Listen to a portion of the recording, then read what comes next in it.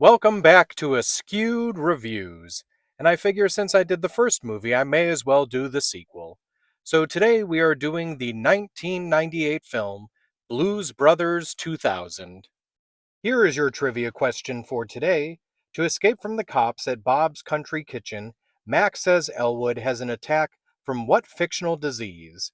The answer will be at the end of this video. So our film starts off 18 years later after the first one, where Elwood Blues is finally getting out of jail. He is unfortunately notified that his brother Jake has passed away. For some guidance, he goes to visit Mother Mary Stigmata, where he also finds out his mentor Curtis has also passed on. Mother Mary makes a suggestion which is probably a terrible idea, but the idea is that Elwood should mentor a small child, and that child's name is Buster. Elwood realizes that the only thing that will make him happy is to try and bring the band back together once again. Along his journeys, Elwood ends up running into Mac, who also is a person with music in their soul. So Mac joins up, and we now have the new Blues Brothers of Elwood, Mighty Mac, and Buster.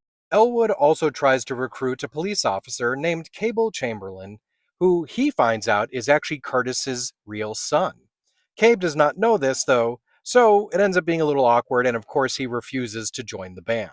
The journey for the Blues Brothers band takes them from Chicago, Illinois, all the way down to New Orleans, Louisiana, where they have hopes of winning the contest for a battle of the bands. Now, of course, because it's a Blues Brothers movie, they end up pissing a lot of people off and are getting chased by the police, the Russian mafia, nuns, and a bunch of white supremacists. Oh, also, Cable Chamberlain ends up having a magical girl transformation scene, turning into one of the Blues Brothers, as if he was on an episode of Sailor Moon. So, will the quartet of Blues Brothers be able to win the Battle of the Bands? This sequel was once again directed by John Landis and written by both Landis and Dan Aykroyd, just like the first one. This would also be the first time that Landis would direct a sequel of one of his own films. Aykroyd would actually lose 90 pounds just to be able to reprise his role of Elwood for this film. This movie was dedicated to John Belushi, John Candy, and Cab Calloway, as all three of them had passed away after the first film. In the original script for this film, Jim Belushi was going to be brought in as a character named Brother Z, and it would have followed the adventures of Elwood, Mighty Mac, and Brother Z working to raise money to refurbish the orphanage. Jim Belushi ended up having to back out due to scheduling problems, and Universal felt that that concept would be a little too much like the original film. It was also their idea to make a lot of changes that both Landis and Aykroyd did not like at all. For instance, they wanted it to have more fantasy, and they wanted it to be aimed towards younger viewers by bringing in a child. J. Evan Bonifant was brought in to play the character of Buster, and he didn't do a terrible job, it just wasn't a great concept in my opinion. But apparently the role almost went to Macaulay Culkin. Joe Morton was brought in as the character of Cable Chamberlain.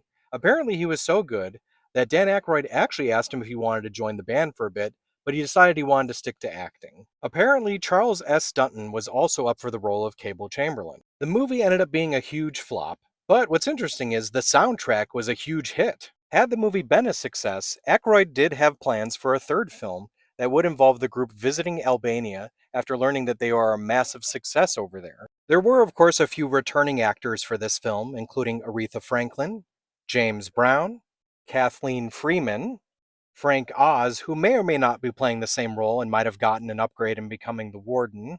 Jeff Morris would come back as Bob, and Steve Lawrence would reprise his role of Maury Sline. There were also a ton of cameos in this film, including Daryl Hammond, Paul Schaefer, who was originally a member of the Blues Brothers band, Erykah Badu, the band Blues Traveler, Sam Moore, Lonnie Brooks and Junior Wells, Eddie Floyd, Wilson Pickett, Johnny Lang. You also had a ton of musicians that were part of the Louisiana Gator Boys, including B.B. King, Bo Diddley, Eric Clapton, Gary U.S. Bonds, Jeffrey Baxter, Clarence Clemens, Jack D. Jonette, John Fadis, Isaac Hayes, Dr. John, Tommy McDonnell, Charlie Musselwhite, Billy Preston, Lou Rawls, Joshua Redman, Coco Taylor, Travis Tritt, Jimmy Vaughn, Grover Washington Jr., Willie Weeks, and Steve Winwood. Apparently, the Rolling Stones wanted to be a part of the Louisiana Gator Boys, but due to scheduling, they could not find time to do so. There is a nice little nod towards the stunt coordinator for this film, as right before the music festival starts, there's a stunt of a daredevil named Rick Avery who's about to perform, and Rick Avery is the name of the coordinator. There's also, of course, lots of references towards the first film. Like, for instance, Cable mentions that the last time that the Blues Brothers performed, they caused damages costing $24 million, which was the budget for the first film. The first Blues Brothers film had a car wreck total of 103 cars.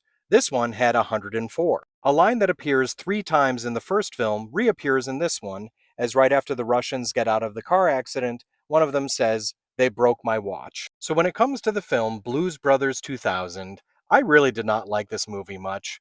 I really enjoy Dan Aykroyd and John Goodman, and I feel that it had a great soundtrack, but in general, it just was not a great movie and did not capture the magic of the original film. So I'm going to give this movie a 2 out of 5. Now, if for some reason you can't get enough of this film, they actually did make a video game based on it, sort of. Other movies I recommend checking out because they just feel a little bit similar to this movie are Jay and Silent Bob Strike Back and Kingpin. Now, as for the trivia question from the beginning of this episode, to escape from the cops at Bob's Country Kitchen, Max says Elwood has an attack from what fictional disease? In one of the few moments in this film that I truly did find funny, Mac comes running out of the bathroom screaming that Elwood apparently has puffball bacteria. And to accomplish this look, Elwood is apparently covered in shaving cream.